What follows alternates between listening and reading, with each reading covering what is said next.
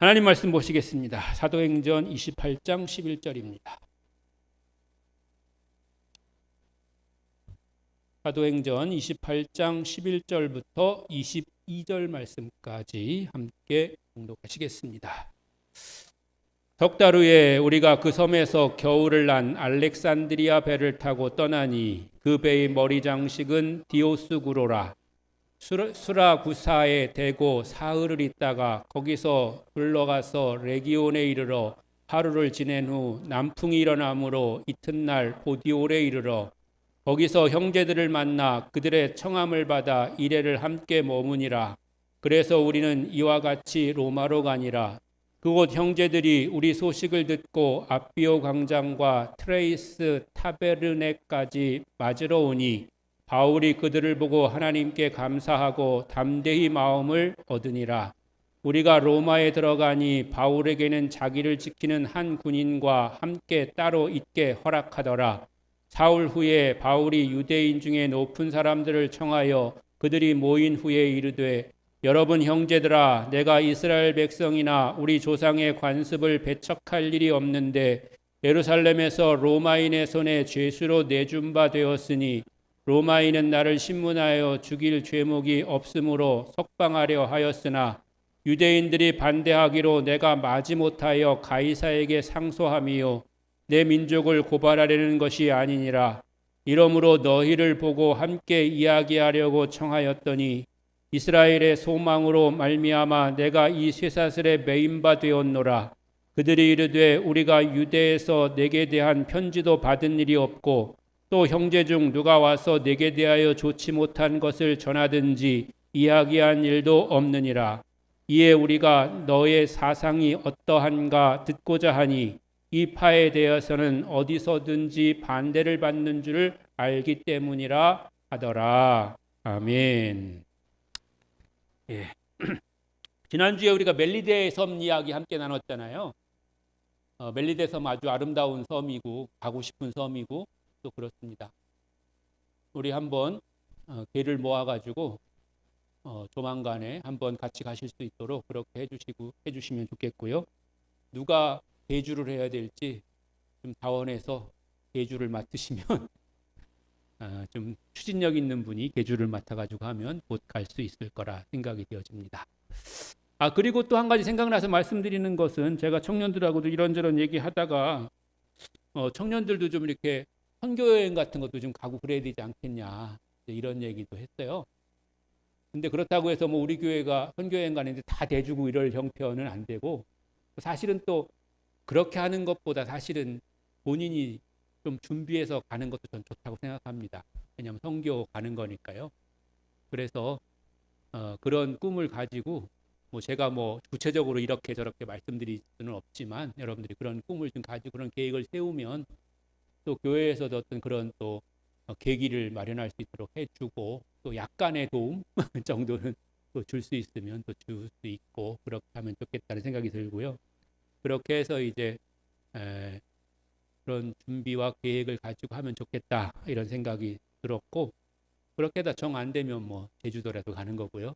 그렇게 그런 계획과 그런 좀 소망이 청년들에게 있었으면 좋겠습니다. 그래서 이제 멜리데 섬은 이제 요즘 말로 하면 몰타잖아요. 몰타. 몰타에서 이제 사도 바울이 이제 머물게 되는데 사도 바울이 그 몰타 섬에 3개월 동안 머물게 돼요. 왜 3개월 동안 머물었냐면 그때 기간이 겨울이었어요. 겨울이었고 겨울 11월, 12월, 1월은 그 지중해가 항해 금지 기간이에요. 이른바. 여기 뭐 건축이나 이렇게 하시는 분들 아시지만은 우리나라도 겨울이 되면 공사 중지 기간이라는 게 있어요. 한겨울에는 공사를 못하게 돼 있어요. 법적으로 그렇게 정해져 있습니다. 그때 공사를 하면 불법입니다. 왜냐하면 부실공사가 우려되기 때문에 그런 거긴 한데요. 아무튼 간에 그래도 그런 것들이 있어가지고 이제 바울이 거기서 석 달을 머물게 되는데 석 달 머무는 동안에 이제 그 몰타 섬에 있는 멜리데 섬에 있는 사람들에게 복음을 전하고 병든 자를 치료하고 하는 그런 일을 계속했습니다. 왜냐하면 지난 시간에 우리가 함께 나눴던 것처럼 몰리다 섬에 있는 그 이제 추장인 보블리오의 그런 병을 열병을 고치잖아요. 그리고 이제 그 후로도 계속해서 그런 일을 이제 이어나갔고 그런 이유 때문에 지난 시간에 봤지만 보블리오의 옛 집터에 바울의 교회가 이제 세워지게 됐던 것이죠. 바울은 스스로에게도 질병이 있습니다. 우리가 흔히 아는 것처럼 바울에겐 가시 같은 그런 질병이 있었다고 그렇게 말하고 있잖아요. 그런데 그 자신의 질병은 치료하지 못했지만 그러나 다른 사람들의 질병은 치료하면서 하나님의 능력을 나타내게 되었거든요. 때로 우리가 기도하면서 우리의 질병이 쉬이 없어지지 않고 낫지 않는 것 때문에 혹시 좀 마음이 어려우시거나 또 여러 가지 또 불평이 있으신 분들이 있을 수 있는데요. 하나님은 하나님의 계획과 섭리와 뜻 안에서 우리에게 필요한 대로 하나님 역사하시고 함께 주시는 줄로 믿습니다.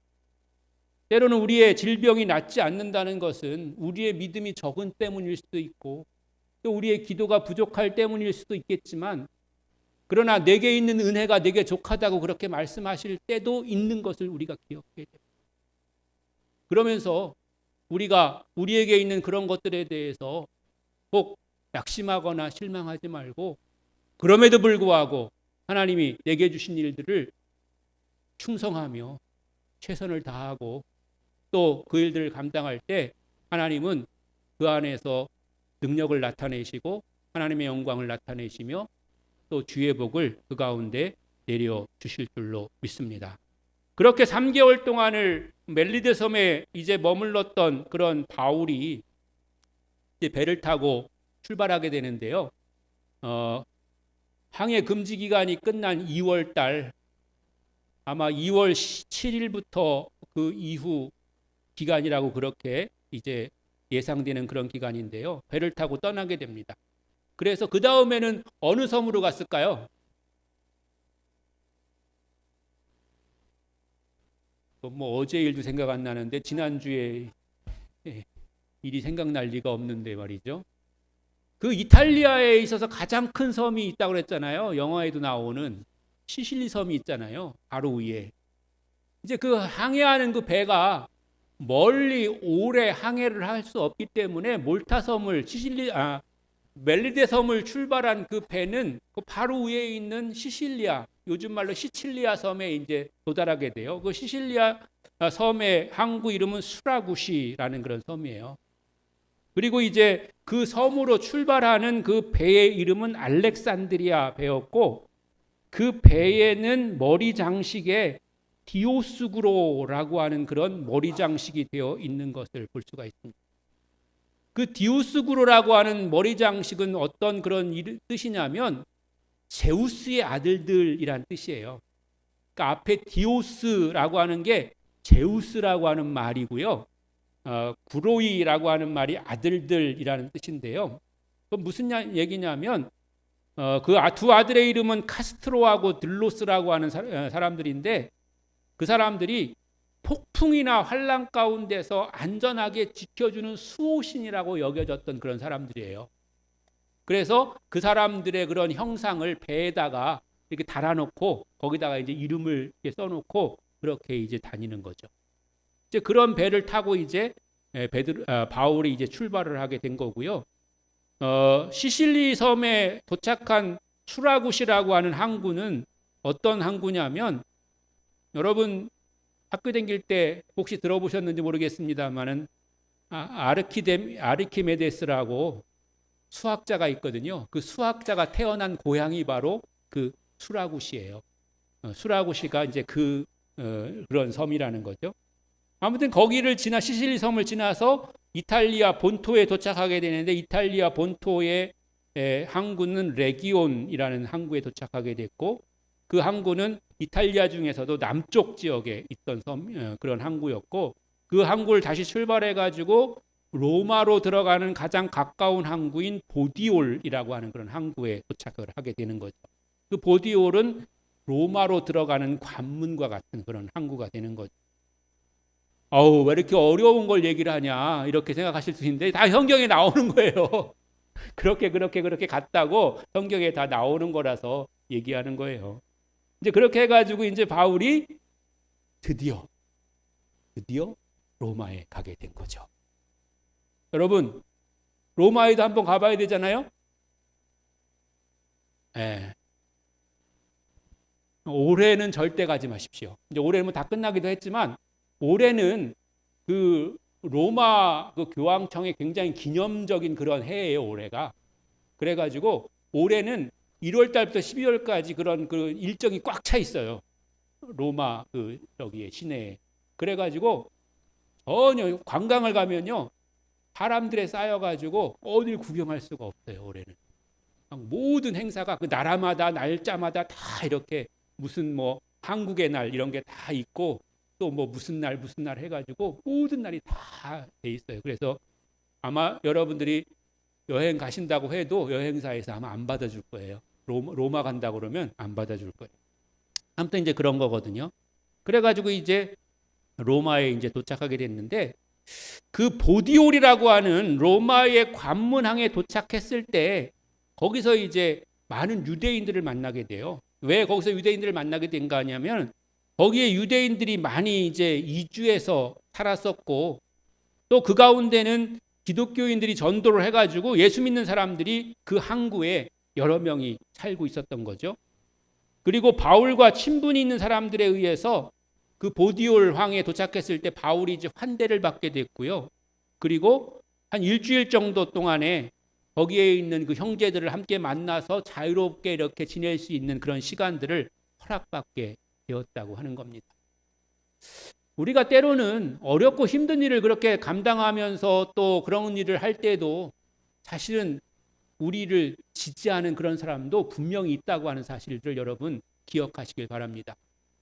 때로는 나 혼자 하는 것 같아도 외로운 것 같아도 또 그래서 나 혼자 버려져 있는 것 같아도 여러분을 위해서 기도하며 격려하며 또 여러분을 뒤에서 들리게 아니지만 또 티나게는 아니지만 응원하고 있는 그런 사람들이 분명히 있다고 하는 사실들을 여러분들이 기억해야 될 줄로 믿습니다. 지난주에도 제가 갑자기 생각이 나서 어떤 사람을 잠깐 이렇게 방문해서 신방을 한 다음에 내가 얘기했어요. 내가 너를 위해서 늘 기도하고 있다. 그러니까 잊지 마라.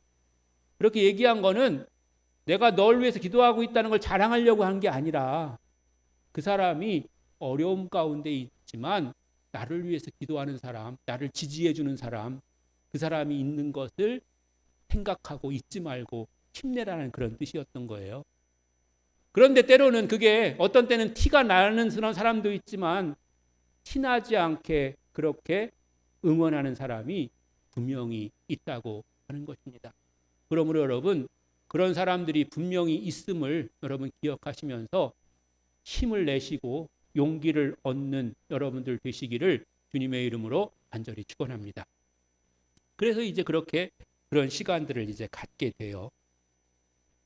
그리고 이제 더 나아가서 20절에 가면 이러므로 너희를 보고 함께 이야기하려고 청하였더니 이스라엘의 소망으로 말미암아 내가 이 쇠사슬에 매인 바 되었노라 이런 말이 나오는데요. 이제 바울이 로마에 도착해서 로마에 있는 유대인들을 또 만나게 됐는데 그때 이제 바울이 일종의 자기 변명과 함께 그들의 이제 도움을 청하게 되는데 어떤 거냐면 자기가 지금 예수를 전하는 것 때문에 고소를 당하고 그래서 사실은 처벌을 거기서 받았어야 되는데 자기가 이제 로마인이라는 그런 이유 때문에 계속 항소를 해가지고 지금 로마까지 오게 된 거잖아요. 그런 과정을 거치다 보니까 혹시 유대인들이 이렇게 생각할 수가 있는 거죠. 아, 저 사람이 우리 유대인들을 싫어하고 또 우리 유대인들을 반대해서 계속해서 저렇게 오히려 유대인들을 고소하면서 로마에까지 왔구나. 자기가 로마인이라는 그런 신분을 이용해서 오히려 유대인들에게 해를 끼치려고 하는구나. 이런 오해를 받을 수가 있어서 그런 게 아니다라고 하는 그런 이제 변명을 하게 되는 것이죠. 저는 이런 것도 사실은 필요하다고 생각합니다. 우리가 때로는 예수 믿는 사람들이 굉장히 이제 선하게 생각하고 좋은 것이라고 생각하는 것 중에 하나가 그냥 아무 말도 안 하고 그냥 참기만 하는 거. 이런 게 좋은 거라고 생각하는 그런 경우도 사실은 많이 있잖아요. 특히나 저희 어렸을 때 여기 이렇게 나이 연세 드신 어르신들 젊을 때는 그런 믿음들이 많이 있었단 말이죠. 그래가지고 그런 예화들도 많이 있었어요. 막 정말 뭐 오해를 받고 막 핍박을 받고 막 그랬는데도 뭐 끝까지 참고 아무 말도 안 하고 그렇게 있다 보니까 뭐 그게 잘 됐다 뭐 이런 예화도 옛날에는 많이 있었어요. 뭐 그것이 나쁘다는 게 아니고 그렇게 하는 것도 때로 필요할 때도 있지만, 그러나 때로는 우리가 이해할 것은 이해하고 아니할 것은 아니하면서 분명한 그런 것을 우리가 또 해명해야 될 때는 해명할 필요도 있다는 거죠. 그냥 아무 말도 안 함으로 말미암아서 오해가 생기고 또는 자신의 의견이 나타나지 않고 그렇게 함으로 말미암아서 더 큰 오해가 생기는 그런 일이 생기지 않아야 된다고 하는 것이고요. 예수님께서도 예면 예고 아니면 아니오라고 그렇게 말하라고 했던 것처럼 바울도 자신의 그런 상황에 대해서 유대인들을 만나서 변명한 거죠. 내 상황이 이렇고 내 형편이 이래서 지금 로마까지 왔는데, 내가 로마에 온 것은 정말 하나님 내게 주신 그런 또 우리 민족 이스라엘에게 주신 그 소망을 이루기 위한 거지, 내가 로마인이기 때문에 나의 그런 이익이나 아니면 내 그런 권위를 나타내기 위해서 한 것이 아니다. 이런 것에 대해서 분명히 이제 얘기를 한 거죠. 그럼 이스라엘의 소망, 이스라엘의 소명이라고 하는 건 뭘까요?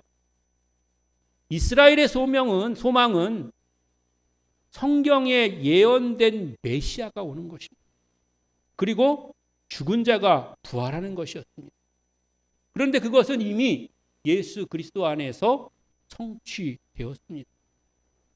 그리고 바울이 지금 하려고 하는 것은 그 예수가 메시아이시고 그 예수가 죽은 자 가운데서 부활하셔서 모든 죽은 자들의 첫 열매가 되었다고 하는 것을 증거하려고 하는 그런 일이었다고 하는 것입니다.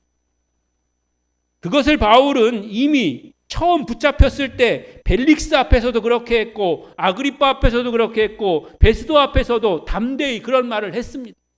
그런데 사람들이 믿어주지 않았고 사람들이 자꾸만 바울에 대해서 모함했습니다. 그래서 그는 계속해서 그런 것을 증거할 기회를 얻기 위해서 자꾸만 항소를 계속했고, 더 나아가서는 내가 로마에 가서 그 말을 하겠다 이렇게 작정하고 로마에 가기를 원했던 겁니다. 바울은 로마에 가고 싶었던 것이 로마의 그런 화려한 것들에 대해서 보고 싶었던 것이 아니고 로마의 황제의 권세를 자기가 의지해가지고 자기의 그런 일신의 편안함을 얻기 위한 것이 아니었던 것입니다. 다시 한번 말씀드리지만 바울이 원하는 것은 어떠한 형편에 처했든지 옥에 갇혔든지 자유의 몸이든지 자기가 먹든지 굶든지 마시든지 마시지 못하든지 오직 증거되는 것은 예수 그리스도니 그 그리스도께서 증거되고 전파되기를 원한 줄로 믿습니다. 우리가 해야 될 일도 바로 그런 거라고 하는 것이죠. 매인받고 구속되었던 바울은 이런 것에 대한 자신의 믿음, 소망, 또 소명을 한시도 잊지 않았던 것이고 그 일들을 계속해 나갔다고 하는 것입니다.